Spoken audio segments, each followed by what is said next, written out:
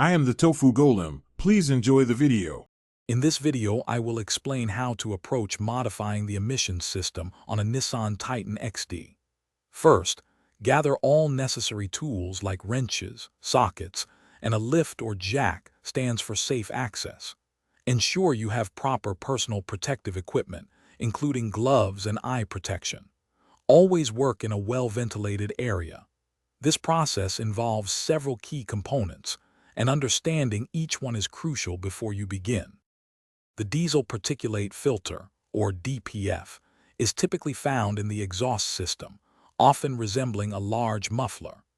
The exhaust gas recirculation, or EGR, system involves a valve and cooler near the engine. You'll need to disconnect various sensors and lines from both. Be aware that removing these components will trigger engine fault codes, requiring specialized tuning to ensure proper engine operation. The diesel exhaust fluid, or DEF, system includes a tank, pump, and injector. This system is usually located under the truck bed or chassis. Removing it involves draining the fluid, disconnecting electrical connectors, and detaching the tank and lines. After all components are physically removed, carefully inspect the entire exhaust path for any leaks.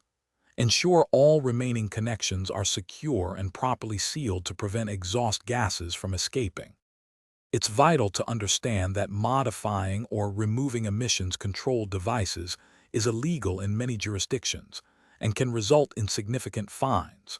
Such changes may also void your vehicle's warranty and impact its resale value. While some claim performance gains or improved fuel economy, these outcomes can vary. Always research local regulations before proceeding.